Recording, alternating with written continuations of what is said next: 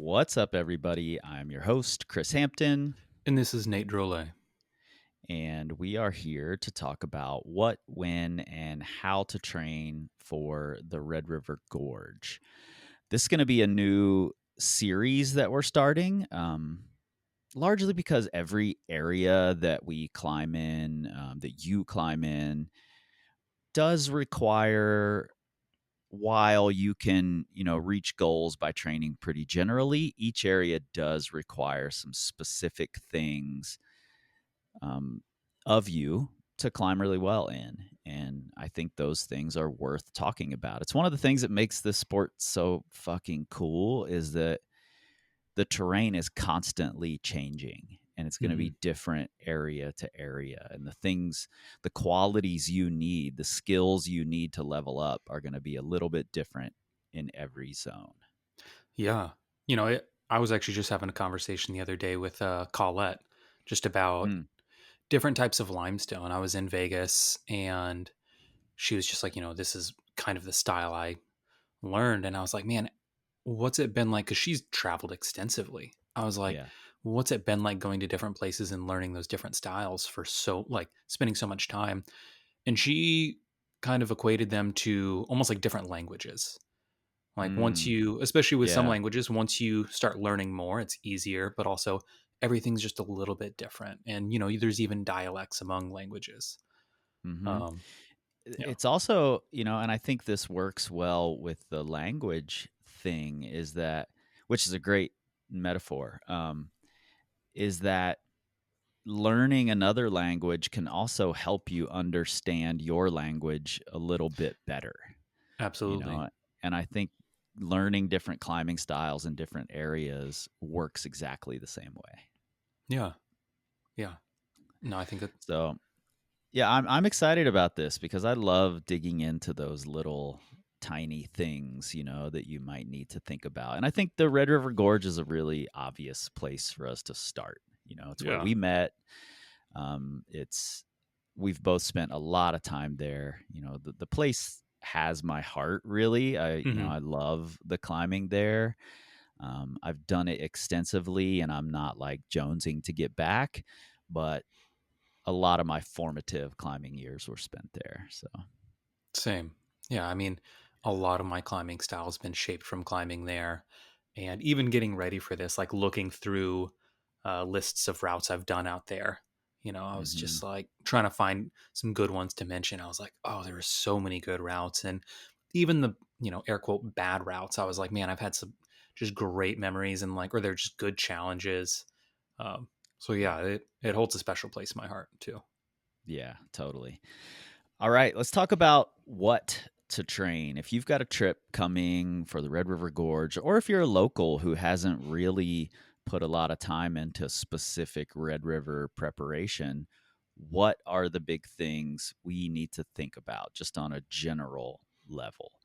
Um, Number one, when we were first starting to talk about this idea, this what, when, how to train idea, you mentioned the phrase "the biggest jugs you'll ever fall off of," Yeah. and I think that's so appropriate for the red because there are a fuck ton of huge holds, but you're going to get pumped, and I think that that's the number one thing we need to think about when training for the red is really learn how to manage that pump on big holds. Spend a long time on the wall. That's what happens at the red. You could be on route for 45 minutes. Yeah. Yeah. And having that, being able to handle that pump and having the endurance goes such a long way for there are boulder problems that you'll encounter, and a lot of people get a little salty over this because they're like, oh, the boulder's not even hard, but the problem is, the 60 feet of intro climbing just Yeah. wears Yeah. them down. And so yeah, it's like, you may boulder V8 and this is only V4, but you don't boulder V4 after 60 feet apparently. Yeah, I have this really distinct memory of my friend Tom on his first trip to the red going up Convicted, which is classic 13A at the mother load on the undertow wall, and he lowered down and was like, oh, there's no hard moves on this route, nothing harder than like V3 or V4. Yep. And I was like, oh, well, you about to send next go? And he's like, hell no, I can't link all that together. Oh, that's awesome. I was like, wow, it's cool that you recognize that. A lot of Yeah, people don't. no, yeah, that's really cool. And it that's one of the tough things being at the red is like there's such a gap between bolt to bolting up a route and even just one hanging a route. Like there are a lot of places you one hang around and you're like, oh, I'm in it. Like, we're getting close. And one hanging a route in a red, sometimes that's your second go of 40. Like, Yeah, and one hanging in the red is a different game than a lot of places. It really depends on where you're one hanging in the red. If yes. you're if you're one hanging in the middle, that doesn't mean you're close because it could be the exact same difficulty every move from there to the chains. Yep. One of my favorite examples is what is it? Spank at Drive By, Mhm. classic 13A that everyone at some point, every budding 513A climber um, thinks they're really close on the first time Yeah. they go up. They're like, man, I on-sided it up to the second to last bolt, fell. Mhm. Took me a few tries to do the boulder problem, but I did it, and it doesn't feel bad. I think I'm just going to send this thing. Yep. Cut to 3 seasons later, and they have not sent this thing. Yeah, I've used the term for years, geographically close, Yes, because I hear people all the time say, "Oh, I'm really close. I got to this point on my onsite," and I'm like, "Well, you're geographically close. That's a yes, different thing. yeah, You still might be a lot of goes away from actually sending." yes, yeah. That is, I like that term, and I think it's incredibly applicable in the red. Yeah. Yeah, so the main thing you need to think about, especially if this is your first trip to the red, is really spend a lot of time on jugs, learn how to manage pump, learn how to rest.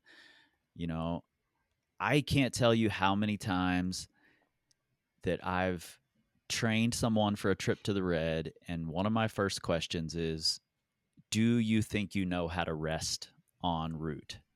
Everybody's like, oh, yeah, yeah, I know how to rest. But you don't. It's a whole different game at the red. There's a lot of resting. You really have to be in tune with how much you're getting back and how much you can get back.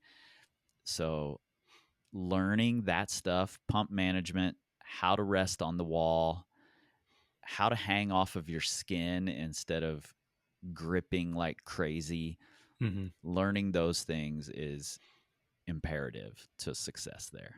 Yes, yeah. That place more than anywhere else that I've been, like, requires knowing how to shake out on your hands, like on your arms. Hmm. Yeah, totally. And well, also, let's dig into when you're going to train for the red. This I see a lot of people make a big mistake here. It used to be when I first started climbing in the red, October was like the season. hmm Um, and honestly, I can't. It'd be fun to go back and look at like temperature charts because I'm not sure if it just became I got better at recognizing what good conditions were, or if global warming actually did fuck everything up. I'm not positive, but October used to be a nice season, it seemed like. Now, I've been there in October and it's been 100 degrees. Yeah. So you can very easily start training way too early. I get people in like early June saying, I want to start training for the red. It's not time yet. Unless hmm unless you're doing a general prep phase or something in early June, it might not even be time until the beginning of August or end of July. You want to be 12 to 14 weeks out or so, if you're doing a full training cycle, and that will take you into November, which is when the best temps happen now, or Totally. the last few years.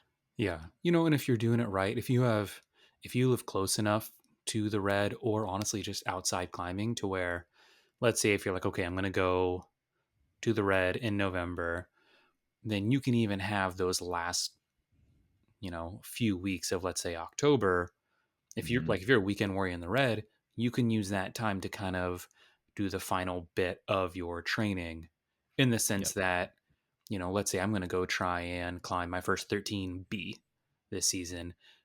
October, I'm going to try and pick off a bunch of 12Cs, 12Ds, maybe a few new 13As on the weekend. Yep. That way, and I'm going to get real pumped on those, like most likely, Hmm. because it's the red, you get pumped on everything. Oh, you're on a warm up, you're going to get pumped. Like this is just, um, like that's just how it is. So you're going Yeah. to doing these quick ascents. Like if I was trying to project 13B, then if I'm trying to second go a 12D, I'm still going to get wildly pumped because I'm not going to have it perfectly dialed, all these things. So it's still going to be a good form of training in the sense that I'm going to get used to getting really pumped. And so then once it's good in November, I'm there. Like I'm Yep. back to being comfortable on rock. I've been pumped. Let's go. Yeah, totally. Getting Being able to get your route legs under you in the fall season is huge. You've got the end of October to really learn how to climb outside again. If you're climbing outside in the summer in the red, you're a masochist, or you're just starting to build your pyramid. Get experience outside, and you should be doing that. Yeah. If you don't have a ton of experience, go out there in the summer and get that experience. It's gonna be ridiculously sweaty, but so what? You're getting that experience. And then as the end of October comes, you can start trying harder things. Then you're ready for that November hopeful best season, you know. Yeah. And I would say, even if you're trying to go hard through the summer, man, maybe take August as like a deload or something. Mhm. Something we would see all the time. And I think you had even written about this on the blog. But you'll see the Miguel's crew or the Rockhouse crew or just the people who live there through the summer. Yeah. And Drew Mack did this the first year he climbed his first 514. Man, he went hard all summer. And then like one of the early weekends in September, there's the cold snap. Got down to Yeah. 68 and probably like 50% humidity. Golden Yep. golden temps as far as anyone had seen in seven Oh yeah, months. it's here. The fall's Yeah. here. Everyone sent everything they had projected all summer, and Drew sent Omaha. And I think that was the last thing he pretty much sent that season. Like Yeah. he had just been grinding. And this is what, and I've done it too. Like I'm actually Sure. about to put out a Me blog too. post talking about this whole, like, you know, what went well and what went wrong with this idea of going hard all summer. But yeah, man, you hit the fall and you're just exhausted. Like you've been sweating Mhm. every day, fighting every day, doing it for months. And then when it's actually good, you're just tired. Like you're Yeah. tired of getting pumped. It's exhausting. And most people, like, I mean, all people, like all the people who go hard in the summer through the red, like I pretty much never see anyone still putting up numbers late October and through November. Like they have great Septembers when it gets down in the Yep. 70s. When the Yep. good temps are there, man, they're just, their body can't keep going. Yeah, totally. It's hard to sustain the kind of volume that you climb at the red for a long time. Mm-hmm. Routes can be 100, 125 or more moves. Yeah. That's a lot in comparison to most crags in the US. Mm-hmm. So, 5 goes a day on something like that, you've done more moves than you did in half of your training season for a lot of people, Yeah. So It's it can roughly, be a lot on you. yeah, that's like 200 There's moonboard sessions. exactly. There's also the spring to contend with, and Mm-hmm. I'm curious what you think, but I think the spring is the harder season to hit right. Partly because the good temps are extending later and later into the year, um, and then they come earlier in the spring. So Mm-hmm. you might only have January and February to prepare, Yep. um, and then you have to be ready to hit the ground running in March because it could be really rainy in April. It's probably getting too warm in May.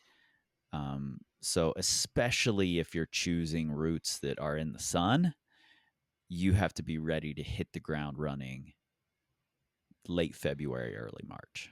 Yeah. Yeah. That's um you know, I think I always did well in the spring. And actually thinking about it now, I think one of the biggest things was I gave myself a hard cutoff date of Thanksgiving. And Mm, that's just I lived in Chattanooga and I lived in Kentucky some as well, but for different times. But I would always go south to Boulder for the winter. I would, spend Thanksgiving at Miguel's. I think I've done that like 9 years now, and then travel south, and that was it. And it wasn't till I think it was always the second weekend of March was typically. Is that right? That was typically when I would start coming back to the red. So I'd boulder for a while. I'd boulder through December, January, and then like mid February is when it starts to warm up in Chattanooga. So I would mhm. normally go and I'd start trying big traverses. So I'd go to like Dayton Roof. I'd start doing these big, like, 25 move link ups, things like that. Um, and then so when I got to the red, my power was up. I still maintained decent endurance. Um, Yep. so it worked pretty well. But yeah, like it, it's such an easy season to get trapped into Yep. because the best seasons or the best weather is pretty much right up front. Like Right. it's not going to get any colder. Yeah, and So if you were an experienced sport climber at that point. I climb pretty well in the spring there as well because I'm pretty experienced on a rope and I can get my legs back under me in a session or two, yeah, and then I'm feeling just as comfortable as always. But if you're a relatively new climber and you're still gaining that experience of getting comfortable on a rope and it takes you, a couple of weeks or, 4 or 5 sessions, if you're a weekend warrior, could be all of March, yeah, so you'll want to do some sport climbing in the gym prior. Get out when it might be a little too cold for you, or if you can squeeze in a decent weekend, get out there and get on a rope and try to get your legs under you early in the spring, late winter, so that you're ready to hit the ground running when the temps actually show up, which is likely to be early March. yeah, yeah. I think that's a great call. One other thing I also thought remembered is my best springs were always when I had things left over from the fall. Like Totally. That's a good point. for me, that was really helpful. And I would say a lot of seasons I would typically clean up what I would want to be done with by like maybe mid November or even like the start of that Thanksgiving week. And then I would go kind of project shopping for my last, few weekends or whatever, just to plan Smart. out what I wanted to come back for. And I think that went a really long way. Like I remember trying White Man's Overbite for like 3 weekends one fall, and it was just, really tough for me. Came back and first weekend back in the spring, I did it. I But think I was there the day you did it. you were, yeah, it You're like was, a waterfall. yeah, exactly. The last two bolts, I was just climbing through actively running water. Yeah. No, that was, that's actually, it's definitely one of my memories of, like you and the Sarah and Taylor crew. Cause it was, Mhm. we were closing down the crag, me and my partner, and it was like the sun was going down. And I'm sure Yep. y'all were like, we've already been to 3 crags. We're going to a fourth right now. It was like one of those, but yeah, beautiful day. No one else was around it was probably like 6 p.m. at that point. Everyone had gone home.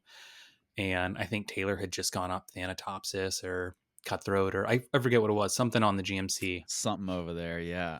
Yeah. But yeah, it was just us there that day. That was a fun day. But yeah, for me, like had I not started trying the route until the spring, that could have been really hard because it Yeah. does sit in the sun.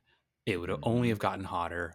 So I managed to come in like already knowing the beta. I had all this power and power endurance from bouldering and doing long boulders and was able to just knock it out my first day back. Yeah, super smart. I like that approach a lot. So if you're a local, that that approach would be fantastic for you.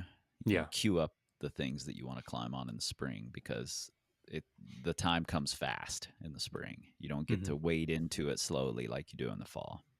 Yeah.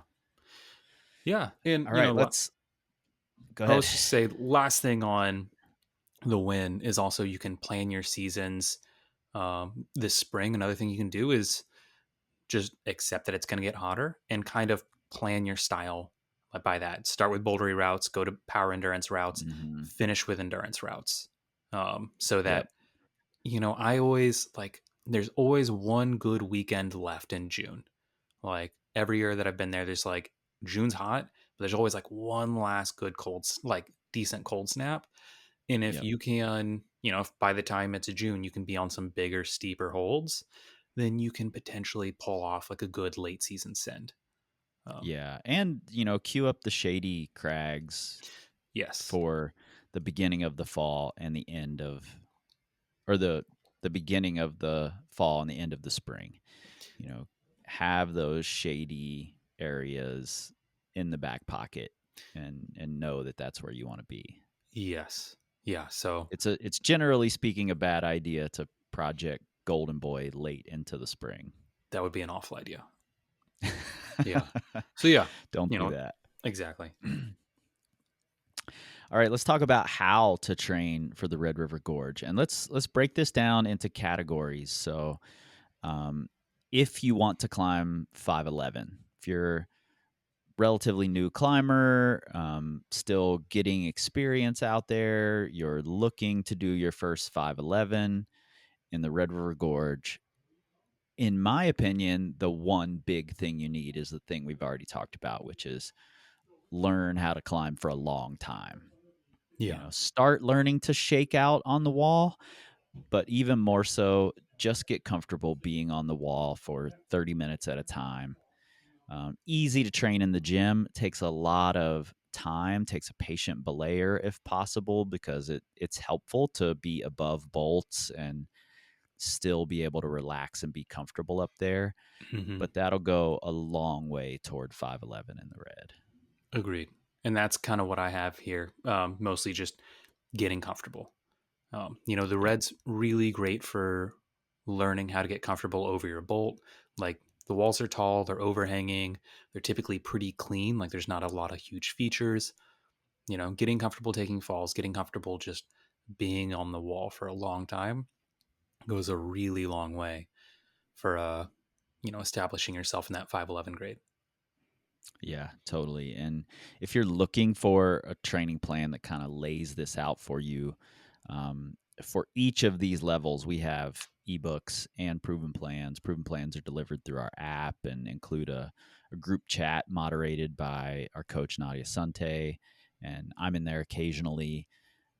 But our Just Climb More Routes fits really well for this 511 level, especially at the red, because it's volume heavy and it just asks you to get comfortable above bolts and put in the mileage, put in the work. And doing that early is a great thing. Then you don't have to do it much later down the road. So Hmm. all right, 512.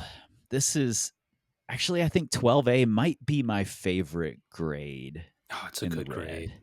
Yeah. There's so many amazing 12As. Whenever I would work with somebody who was just like edging into the 12s, I would be so jealous of them because they get to Same. experience all these 12As and Bs for the first time.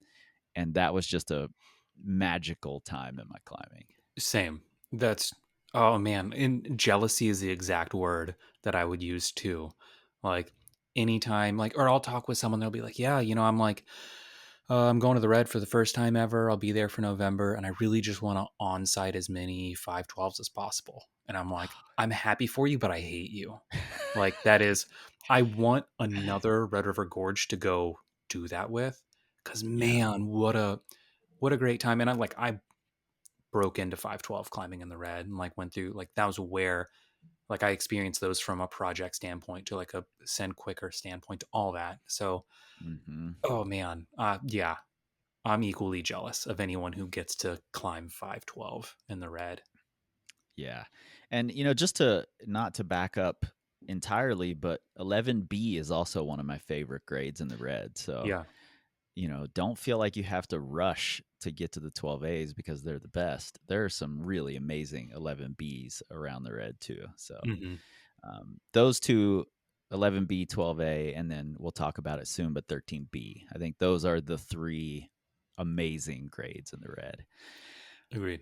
When you're looking to climb 512, what do you think is the top thing that you need for Red River Gorge 512? You know, if 511 was getting comfortable just climbing on a rope, being on the wall a lot, this would be getting comfortable being pumped more Yeah. than anything.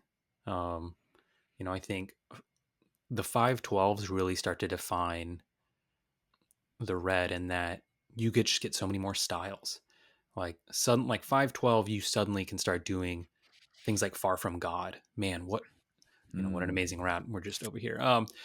But that's like 100-foot steep overhanging route, like big yeah. holds, and there are lay down Yep. rests and knee bars, but man, you're on the wall. Like, even if you're moving quick, that's like 20 minutes on the wall. You're gonna get exhausted. Like, you want to nap afterwards. Yeah. Um, I remember looking up at some of the routes when you're getting to the 512 level and just feeling like they were massive, yes. just huge. And especially the more I've traveled, that's held true. You don't see Yeah. that many routes that long in other areas. Yeah. Like 512, suddenly you start getting on some real big routes. Like, more commonly, there are some with 511, but those are like the real standout routes with 512. If you want to climb 80 feet of overhangs, like, they're everywhere. Um, Yeah. so you And they start, can be really steep as well. yes. Yeah. So with 512, like, learning how to rest, and kind of, that's when you start to break into a lot of different styles. Those are the big things that stand out for me. Yeah, same here. I think really starting to dial in your understanding of recovering on the wall and the idea of getting comfortable being pumped, Hmm. especially above bolts. Um, at this level, I'm still suggesting people are sport climbing in the gym if possible. Hmm. We have plans for both. If you want to climb 512 and you don't have sport routes to train on, we've got that covered as well. But I really try to steer people toward I want you to get comfortable not only just being pumped and continuing to climb above a bolt, but also being able to get to a rest where you can't clip yet and camp out there and be comfortable and recover and get your breathing down and then be able to start climbing again, even though you don't have that like mental checkpoint of, oh, I just clipped a bolt. Now I'm resting with the rope up slightly above me on top rope. Yeah. You really have to start learning that at this level. Yeah. Yeah. And as these routes are, because the routes are getting steeper, it's becoming more physical, full body climbing. So you're more likely to, your whole body's just going to kind of like overheat, get a little bit pumped. And yeah, your just overall fatigue builds up much faster. So when you get to a rest, man, it's easy to just be seeing red Yeah. and get overwhelmed. And learning to go from that to saying, okay, this is fine. Like, it doesn't matter that I'm at a 9 out of 10 pump. I can get this back. I can get this bolt clipped. We'll get this down to a 4, and we're going to keep going. This can still be a send go. Yeah, totally. And there are going to be rest dances all over these 512s, Yes. So your ability to rest will really dictate how quickly you can go through the 512 grades. And in my experience, I think I was probably overtrained for 512 when I was climbing at that level. I did 70 512s in the season before I climbed 513. Whoa. Um, that was my first season climbing 512, if you don't count crack climbing for years Which in we the don't. red, which we don't. And but it was amazing, and there were, 70 classics, really, that I got to climb in that season, and it was to the point where I had overlearned how to rest, and I could rest on pretty much every single hold, with the exception of 3 or 4 on the entire undertow wall. You know, Hmm. so I could rest my way up pretty much everything. Yeah. I'm glad you bring that up because that's actually a point I'm going to address for the 513 climbers. All right, let's move into that then. How to climb 513. in the Red River Gorge? What do you need?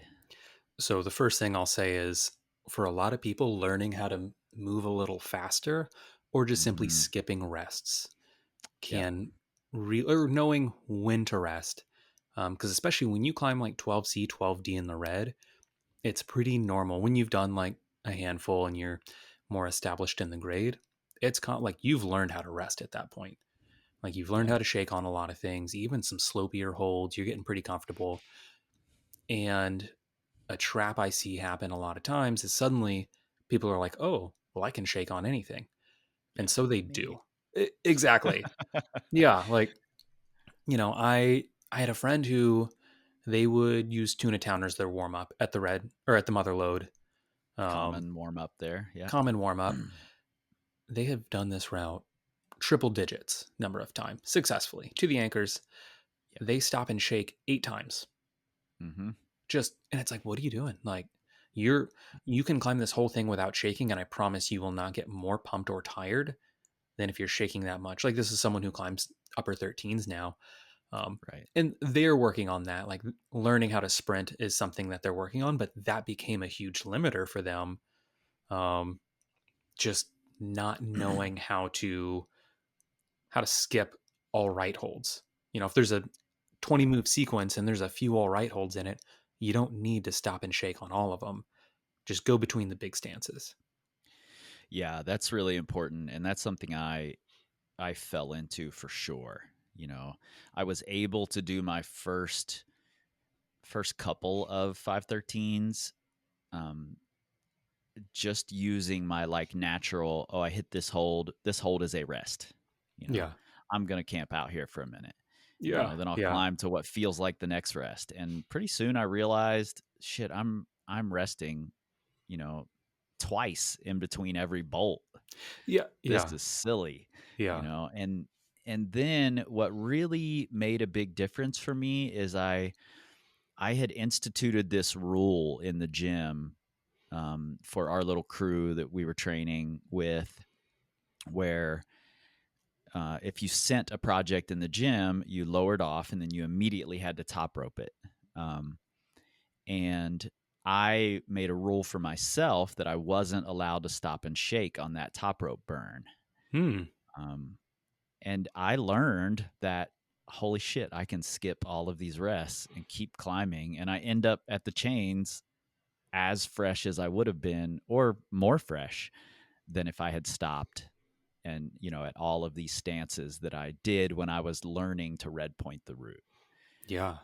That made a big difference for me. So, and frankly, I think that helped me move into 13B and routes like Golden Boy and Dracula and Cutthroat and, routes where you don't get to camp out. Yeah. Yeah. It's funny you say that you learned that by not resting. I had a similar experience, but it took me a few years to realize what had happened. So I was climbing at the mother lode one day. It's super wet, or it's just like, damp, like a lot of humidity. And as a Mm-hmm. joke, one of my buddies was like, oh, let's all see how far up Tuna Town we can go without trying to chalk and shake.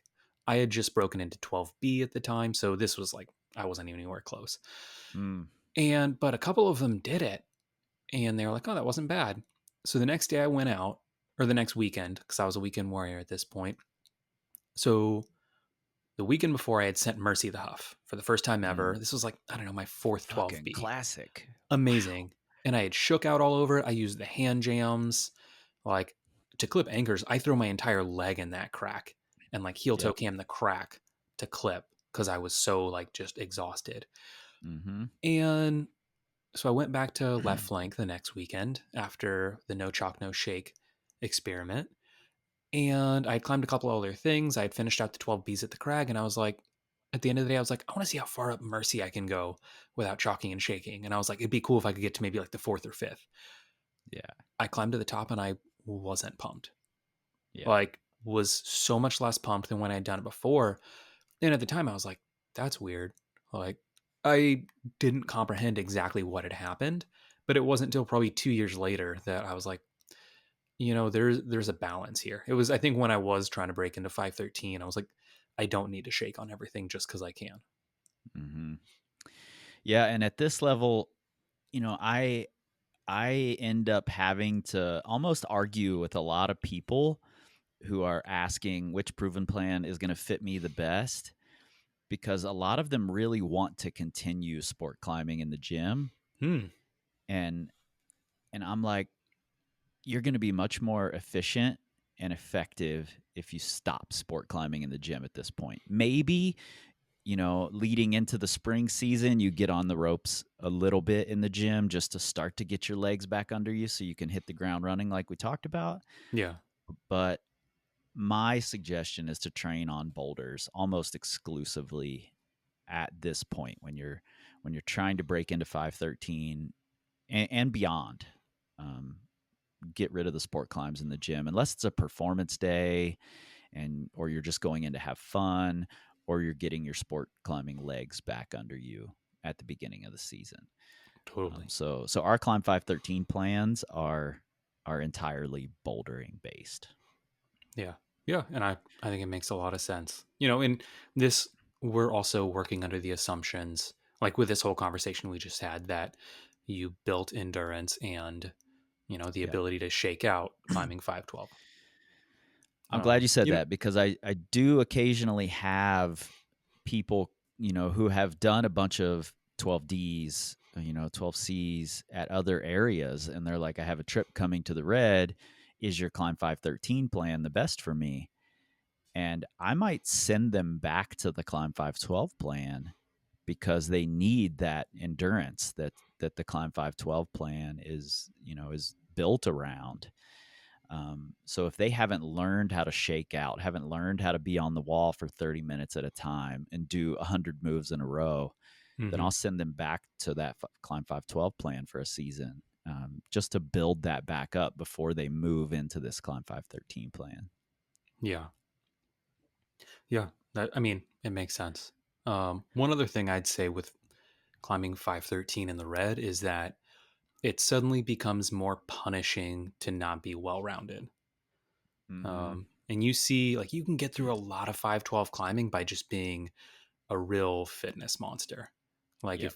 if you can just hang on, you can climb through 512 and you can do quite a few 513s. Yeah. But If you can do the three finger claw and just yeah, climb like this, the sloth you'll drag. climb. Yeah, the sloth drag. You can climb all the 12s. Exactly. And like, except for just a handful. And you'll be like, oh, okay, those Yeah. are weird and bouldery, whatever.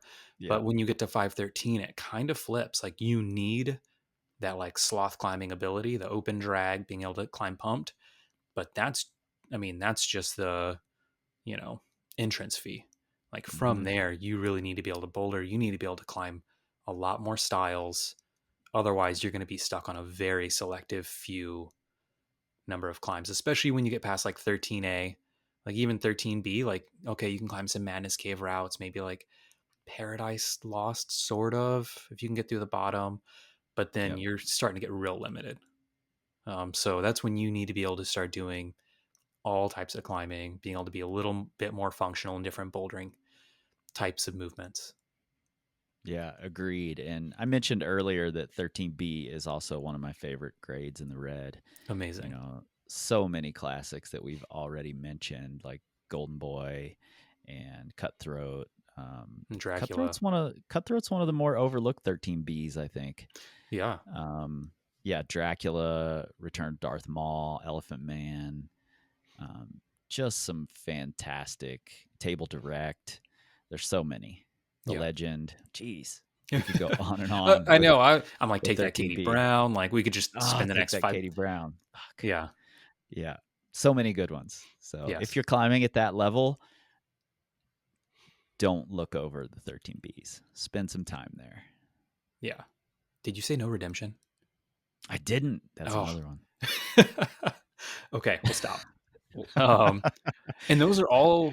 I mean, those are all examples of like Different you styles different, and very different styles. yeah. Um, yeah, yeah. So breaking into 513, like you need to have that baseline of fitness. This is when you're going to start learning when to like what's the minimum amount of resting you need to do so you can do these bigger, harder sections, and you need more well-rounded bouldering abilities. Yep. Totally. Moving into 514, more bouldering for sure. Yes. I Yep. think you need to be a stronger boulderer. Um, but I think that like the average level that you can boulder for 514 in the red is lower than in most other areas in the US. Agreed. Um, I think you can be a really solid V8 boulder and still climb 514 in the red, at least a handful of them. hmm if you have a lot of fitness to back that up. Yeah. Yeah. And yeah, definitely. I'm glad you said that. I think you have to be able to, at the 514 level, 13 minus needs to be a grade that you can climb relatively continuously Yes. um, for most of the 514s in the red. Yeah. Yeah.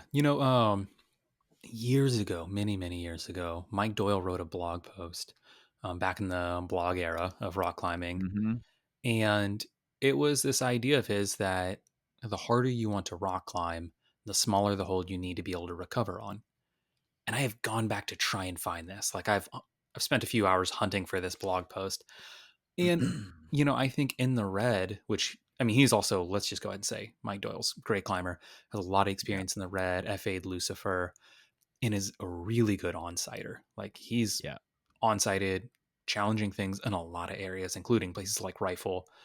Yeah. Um, and be his argument was, if you can recover on, I forget what it was. He was like, if you can shake out on a 12A crux hold, you should be able to climb 513. But it was something along those lines. And I think in the red, like this kind of concept of how small of a hold are you comfortable on, like that translating to upper grades really shows itself more here than anywhere else that I've been. Yeah. Yeah. And yeah, so like just what you were saying on 514, if you can be in 513 climbing, be comfortable, relax breathing, like chalk, even get a few shakes, man, you're in a good spot. Because that's Yeah. kind of like, I'm thinking about a lot of the routes in that range. Like a lot of the fluff climbing is 12 plus 13 minus. Right. Yeah. And I remember when I was like edging into 514 that concept still kind of blew my mind. Mm-hmm. Like, oh, I just did this hard boulder. I've got a lot more to climb, but first I have to do this 13 minus section. Yes. You know, I'm like, it was just a few years ago that 13 minus was major to me.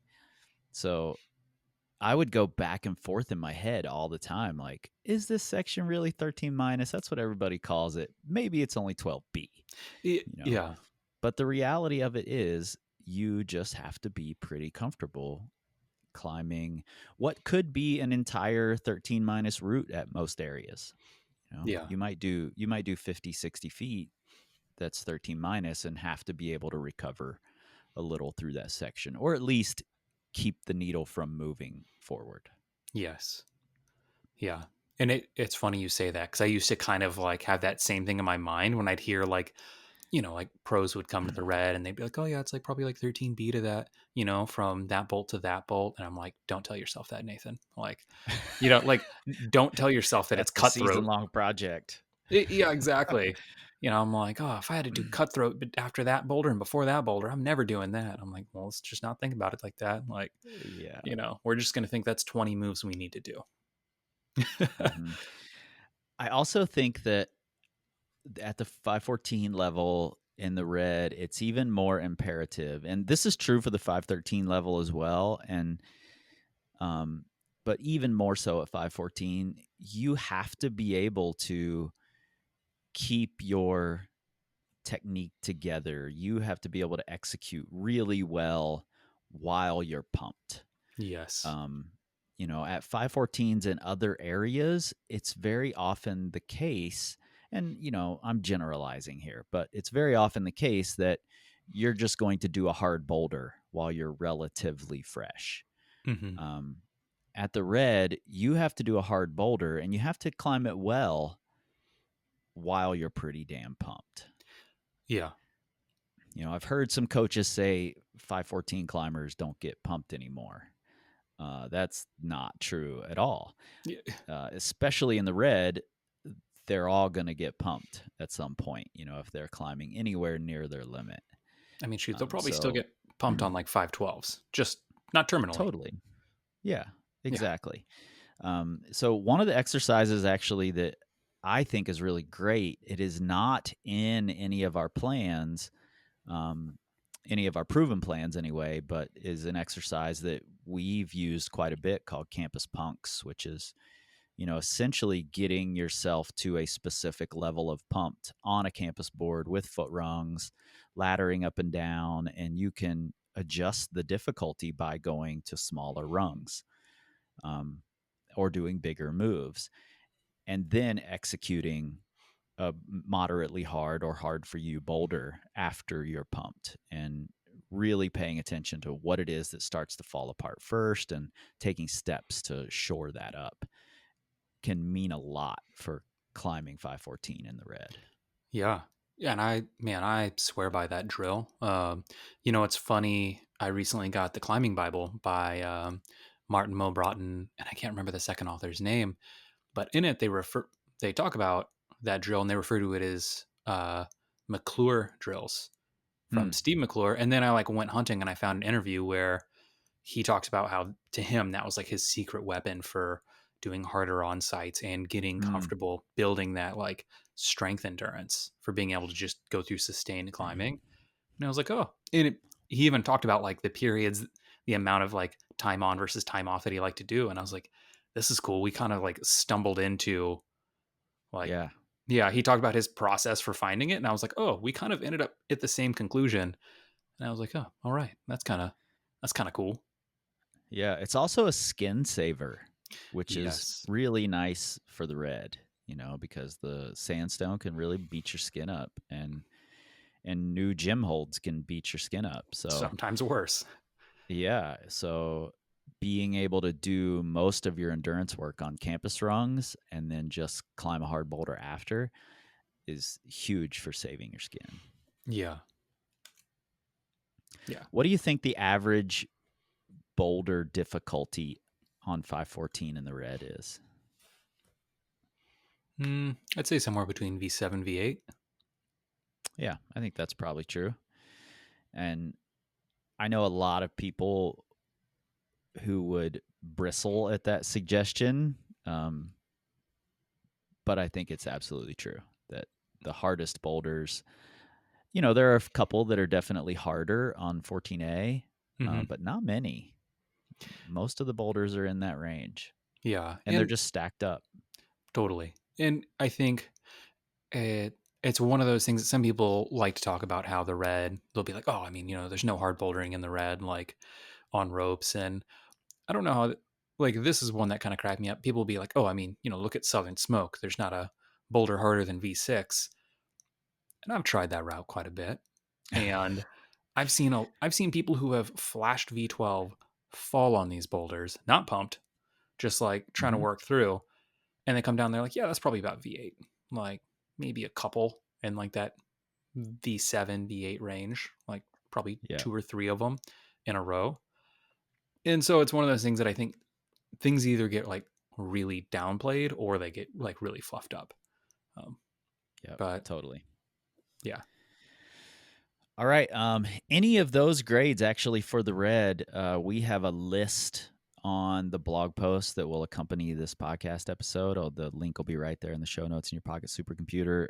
Drew Mack put together lists for us years ago of the top 10 routes, in his opinion, to prepare you for that next grade. So we've got the top 10 10s, 11s, 12s, and 13s. So go check those out. If you've got a trip planned, you can download them right there on that page. You can also find the proven plans, and the ebooks that we suggest for each of those levels. So check that out. Let's get into a couple of fun categories here to wrap this thing up. yeah. Um, some like local beta tips, tricks that you might use in the red that in other places don't apply as much. All right, so I'll start. Um, first, and this was when I was trying to break into 512, like mid 512. Um, Someone was like, "Hey, you have to learn when to stop searching for more holds." Um, Mm, a lot of these routes are overhanging, and people will just touch everything because all the yeah. holds are okay. Like a lot of these walls are heavily featured, so you'll go up. A classic example of this is the 512 wall at Military. Mm-hmm. So, what's that? Tissue Tiger, Reliquary, and Gung Ho. I mean, it's a 6 foot wide swath of chalk. Every Waco and hole has chalk on it, which is a shame, but they're great routes if you climb them well. And what this person had told me is if you can hang on a hold, just pull on it. Just get through, keep climbing. And this is more for on sighting, but even like I'll even see people when they are red pointing or like giving a second or third go, they'll start kind of freaking out and just grabbing everything. Yeah. And you can get so pumped touching 30 holds you don't need. Where Absolutely. if you can just learn how to read the route, you can just do big pulls, skip right through over all the hundreds of intermediates. Mm-hmm. Yeah, and it's interesting you mentioned the 12 wall military because my first thought were Sunshine and Moonbeam, Yeah. the 5 9s at military. You know, Mike Doyle on-sighted swing line, but I'm not sure he on-sighted Sunshine or Moonbeam. Ha. They're just every inch of the rock is chalked up, and you will see inevitably you will see people searching. You know, you could people will be on those routes for 30 minutes trying to find the right holds Yeah. when you just grab and pull and you're much better off. That's a good Yes. one. Yeah. One that I think is really specific to the red, and I mentioned this a little earlier, is hanging off your skin, Mm. learning not to overgrip the holds and maybe not even to grip the holds. Like really just put your hand on it and hold your hand in position and let the friction do the work. Um, this is one of the few places where I think new gym holds can teach you a lot about. Hmm. You know, I prefer to sand the texture off of new holds when I get them, and I wish climbing gyms did the same. You know, I understand why they don't, but it's a really good time to learn how to hang off your skin. If you can sacrifice some skin for a while and do laps on these super friction heavy holds in the gym, it'll teach you how to climb at the red. Yeah. Yeah. I think it's a great point. Like, learn how to hang off your skin. And my next point pairs with that, and that's that you need to get your skin ready for climbing in the red because Yep. your skin takes such a beating out there that your middle pads, a lot of boulderers, they're so worried about like their first pads, like your Tips. tips, Yeah. but your middle pads in the red get so torn up, Yep. and you either need to have like just expect that it's going to be bad your first little while, or prep ahead of time. Do a bunch of Mm-hmm. endurance work on things that are going to tear those pads up and get calluses built up thick. Um, Yep. because you'll find like if your skin starts getting thin there, you're going to start over gripping holds so that it's not putting pressure on your skin. You're just going to get pumped a lot faster. You can't rest as well. So yeah, Mm-hmm. getting your middle pad, your jug pads ready basically, um, is Yep. crucial. Yeah. Last one for me, is kind of just building on what we've both been saying. And that's you have to be really choosy about what routes you're willing to try in the sun in the red because it can trick you into thinking that because the friction is so good that being in the sun doesn't really matter. But there are some routes like Cutthroat, like Golden Boy, nearly anything on that Gold Coast wall where the second the sun hits it, it becomes an entirely different route. Oh God. And it's Yeah. very easy to get discouraged if you've only tried Golden Boy in the sun. It might feel impossible, Yeah. but then you come back on a cooler day and it feels amazing. And that's, that goes for across the board in most climbing areas, but in most climbing areas you're already gripping hard, and you just have to grip a little harder in the sun. On climbs like Golden Boy, you're letting your skin do a lot of the work by hanging on the holds. And then all of a sudden there's no friction anymore, and hanging on the holds is impossible. So Hmm. be very choosy about what you're willing to climb on in the sun. It has to bite you back. Yeah. Um, all right. So I've got kind of two. I'll just pick my favorite one. So, um, grades there, I feel like a lot of times are determined by your baseline fitness. And I Mm-hmm. say that by saying, like, there are a lot of areas where people will be like, okay, I'm going to go project, this 13A. And once they send it, it's like it's very specific rest, very specific type of boulder. Everything's very nuanced. And so when you move on to another climb of the same grade, learning starts all over again. And it's, you're back to square one. Like, yes, you're a little fitter, maybe a little stronger, but it's a pretty hard reset. In the red, when you're fit enough to climb 13B, you're fit enough to climb a lot of 13Bs, um, Yeah, which is totally. cool. That's why, man, that's why being able to be like someone who can climb 512 fast in the red, that's why I hate all of them. I'm jealous. It's so fun. Um, but yeah, like, because you can just do so many new climbs so quickly once you build that initial base of fitness. Because, Mm-hmm. yes, styles are different, cruxes will be different, there will be learning, but that, man, you really can't overemphasize how much that base of fitness helps and lets you just experience so much good climbing. Yeah. You kind of reminded me somehow of one more. If you're a traveling climber and you've never been to the red, there is this phenomenon that happens that you may not have seen anywhere else, Hmm. where it will be completely clear, no rain. You show up at the crag and it's soaked, um, Yes. because it will condense, and the undersides of all the steep stuff will be soaking wet.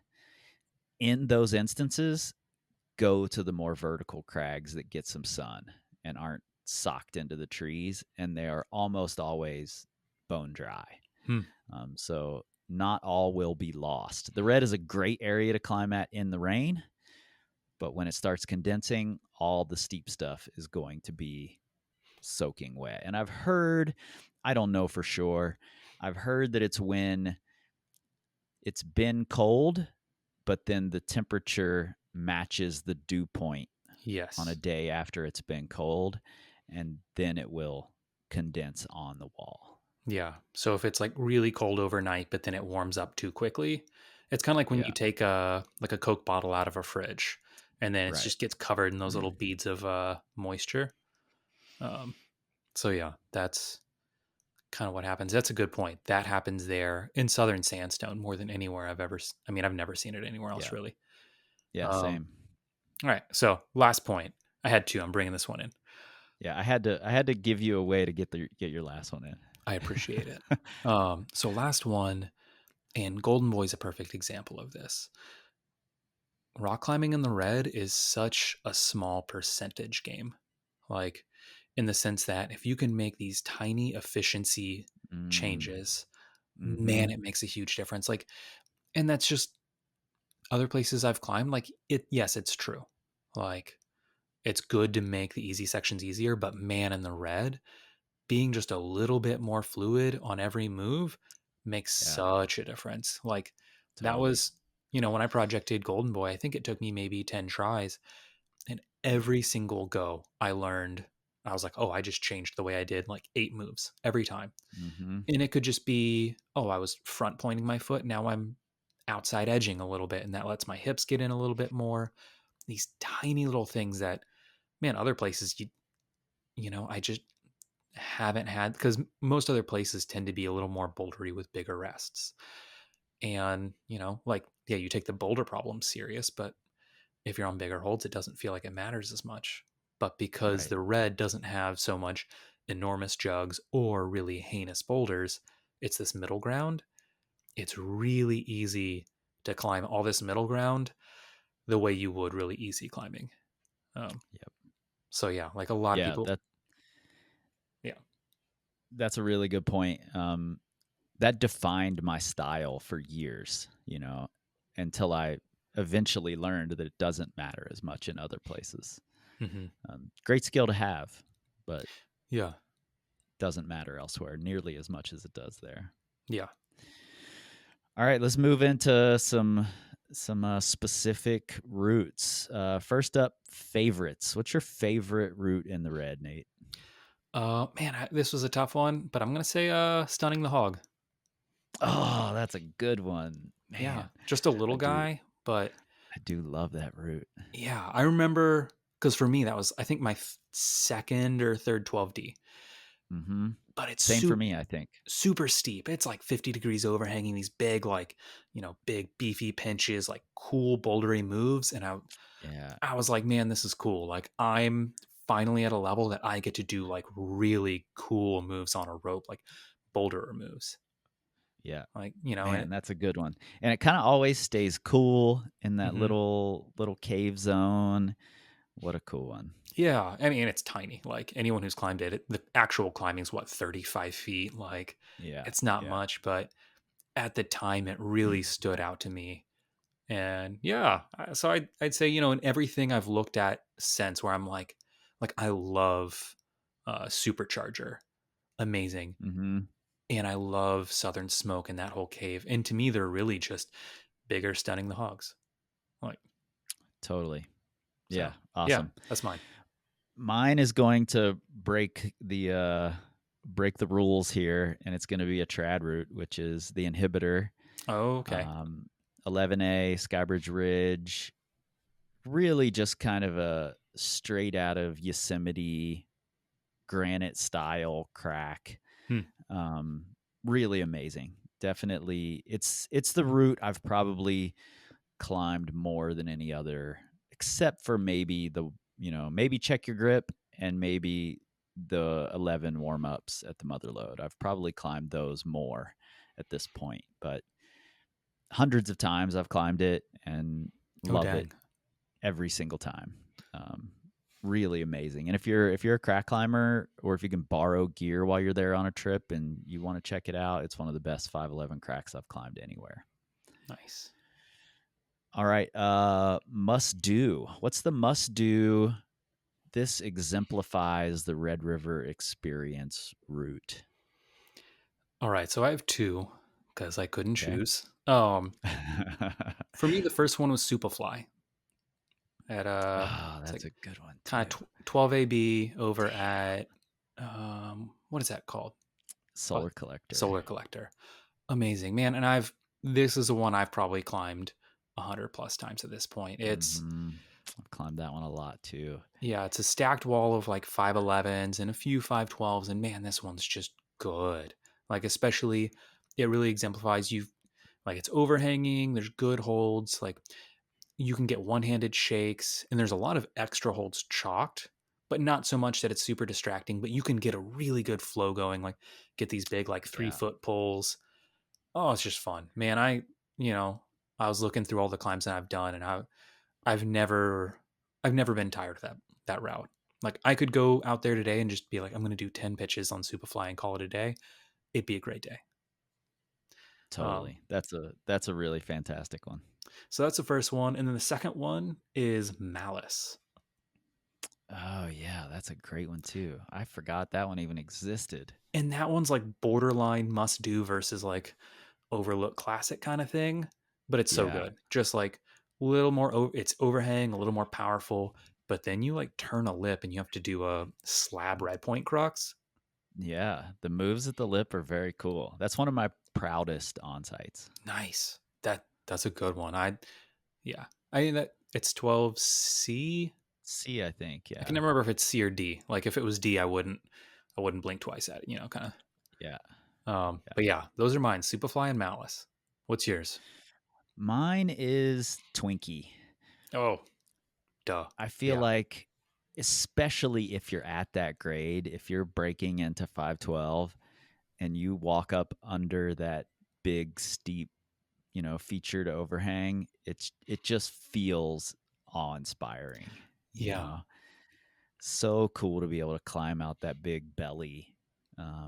on pretty much all jugs. You Hmm. know, there's one little hardish section kind of in the middle of the roof, um, but it gets your attention right off the ground with a slab that isn't a gimme. So Yeah, I it's really love that one, and I think just it has so much history for me. It's in the old part of the gorge, where all the climbing used to be concentrated, and you can see it from the road. It's just this yeah. giant featured overhang. So for me, that one really exemplifies the experience there. Yeah, that when I so my first trip to the Red was in 2007. This was pre-rock trip, and that was still pretty heavily talked about. Especially Mhm. I was like just about to break into 512. I was looking, people were like, "Oh, they're like you should just go drive and look at Twinkie. It's, 100 feet off the road. You can see it from the road, and you walk up and Yeah. it's like a little, I don't know, 15-foot slab to a big 45. And Mhm. man, for that grade, I don't know if it gets much more like awe-inspiring, intimidating. You're just like, oh, this is rock climbing. Okay, like Yeah, cool. and it's got this giant tree growing next to it, a hemlock maybe, huge tree next to it. It just looks like this big thing. Quick, super short story. As an example of how overtrained I was for 512 when I was climbing at that grade, I had like saved Twinkie because I had tried it years earlier and just gotten spanked, totally destroyed on it. And so I saved it for quite a while, thinking this is the ultimate 12A. Like if I can ever climb this, it'll be amazing. And I went out and did it with my friend Alexis, and I climbed to the top and was like, well, I'm not even like sort of pumped yet. This is weird. So I down climbed it. My first, like, I sent it and then down climbed it just for the fun of it. Oh man. So Yeah. overtrained for the grade. Yeah. Oh, that's cool though. All right. What is the overlooked classic that if you're climbing at this grade, you should go check it out, but there's probably nobody talking about it? All right, for me, it's Bullfighter. Oh, that's a good one. It's in Muir Valley. Um, it's at the crag left of the Solarium. I can't think of the name of it right now. It's the Arsenal. The Arsenal. Bullfighter. Man, I remember when I climbed that thing, I was like, why is there's no one even knows this thing exists? And there's a route just left of it. It's a 12C that is also like, Hmm. I remember being really good. But Yep. yeah, for me, Bullfighter. That's a really great one.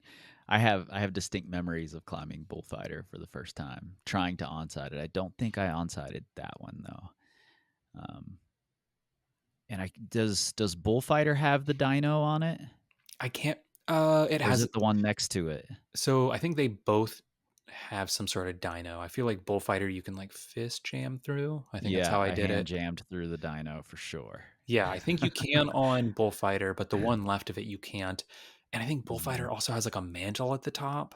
Yeah, like Yeah, starts with yeah. this huge like kind of jump dyno, really cool rounded crimps through the middle, a little power endurance, and you have to like Mhm. you got a mantle at the top. Like Yeah, it's very cool. cool. Just Yep. yeah, really Cool good. little crag too. Hmm. My overlooked classic is called, I bet you've never climbed it. I'll be surprised if you have.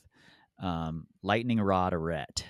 Oh, no, where It's is a it? Where is this? 10CD. It's at Velo Crag, which is like across the street from uh, Motherlode Drive By side of the road down in the PMRP. Really? No, I didn't know this was the thing. Yeah, it's this gorgeous arete, kind of chossy down low, which for me is part of the experience. Get your attention. Hmm. Um, but then it's this high step, big moves, technical arete that's just so fun. And at the top of it, there's this big metal post, presumably a lightning rod sticking out of the top of the crag, and you do mantle onto the top, and you belay off anchors sitting on top of the crag, Oh dang. which is quite cool. So Yeah. that's mine, lightning rod arete. I Go like do it. that. Nice.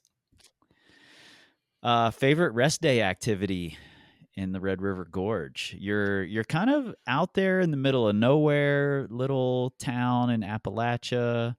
Um, Not a whole ton going on out there. So, what's your favorite rest day activity to do? So I kind of have two. One's like more in the red, and another one's if you want to go out. I guess I have three.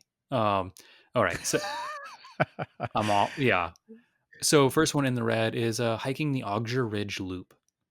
Mm, Really that's a cool. nice one. Yeah, and you go on like it's a big loop. Honestly, you can even just go out the first 2 miles and come back because the first 2 miles once you're like a mile or a mile and a half in, you get on these sandstone ridge lines that are maybe like 12, 15 feet wide, and it just drops Hmm. off like 200 feet on either side.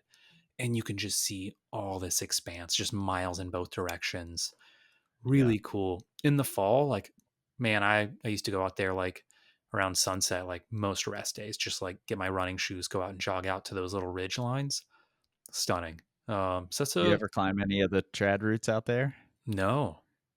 There's some trad routes that climb up those ridges that are very cool, very fun. That's rad. Yeah, just beautiful area though. How many of these do you have? I don't want to. I just have one, but do your three. Okay, I'll do my three. People need to know. Okay, second one. Go on a bourbon tour. That's mine. Okay, I'll go to my other one. You can do bourbon tour. Um, okay, so in Lexington, I'm a snob for good tacos, Mm, and in Kentucky, those don't come up. I'm from Texas. Like, I'm not going to tell someone from Maine where they should go get lobster. That's right. Yeah. it's a bit out of my league. But so whenever people tell me, like a lot of times people will be like, "Oh, you need to go try the Mexican food over here, the tacos over there," and I'm always like, skeptical. I'm very skeptical. But I had a buddy who was like, "You're gonna want to go to El Gran Taco, GRANTAKO." The letters look like they were all stolen from a Chinese buffet that went out of business, That's just put on hilarious. top. And I trusted this person. I was like, okay, yeah. And it's in Lexington. I rolled up on a Saturday evening and they've got Al Pastor roasting on a spit outside the front door. Mm. I was like, yep, I'm here. Made it. Top five I've tacos. never heard of this place. Dude, it's amazing. Yeah, just in Lexington though. Top five tacos I've ever had. Just get the I think I had the El Pastor and maybe barbacoa. I don't know. Yeah, All it's the good. things. Get some horchata while you're there. Awesome. For Yeah. me, I haven't done a ton of rest days in the red because I lived in Cincinnati and was a day tripper, Hmm. or a weekend trip. So it wasn't until I moved to Wyoming and then took a trip back to the red and stayed for that ridiculously rainy season that I had rest days. So for me, the bourbon tour was something I had heard people talk about for a long time, but I'd Yeah. never had any reason to do it. And we took a couple that season because it was rainy. So, why not go drink bourbon? Yeah. Um, but really fun, really interesting history in, bourbon country. And honestly, I don't have a specific favorite bourbon tour. I think you should just go take them all, go Nice. on all of your rest days, go do a different bourbon tour. Yeah. Um, Super interesting, and you can drink quite a bit. So Yes. quite Yeah. fun. Yeah. It's a good one. It's funny you say that because when I climbed in the red, it was either as a weekend warrior or when I lived there, just worked at Miguel's. So I didn't have like Hmm. many real rest days. Um, so it wasn't until I had a buddy flying in from Canada and he like kind of climbed, but not really. But I was like, oh, what do people do here? Like, Yeah. and someone Let's was do like, the tourist thing. yeah, someone was like, oh, take him to Woodford Reserve, do the distillery tour. Ton of fun. And it was one of those things, man, I had been there for years, had never gone. Beautiful area. Hmm. Like, so yeah, I was like, oh, well, this is pretty cool. So I'd recommend that too. Yeah, totally. Also, last, just to come full circle in this, I can't remember what the bowling alley was called, but one of my most fun rest days I ever had in the red was going bowling with Colette. Since you brought Colette up right in the beginning, Oh, yeah. So there's great fun old rundown bowling alleys in Lexington. Nice. So much fun to go do. So go do that.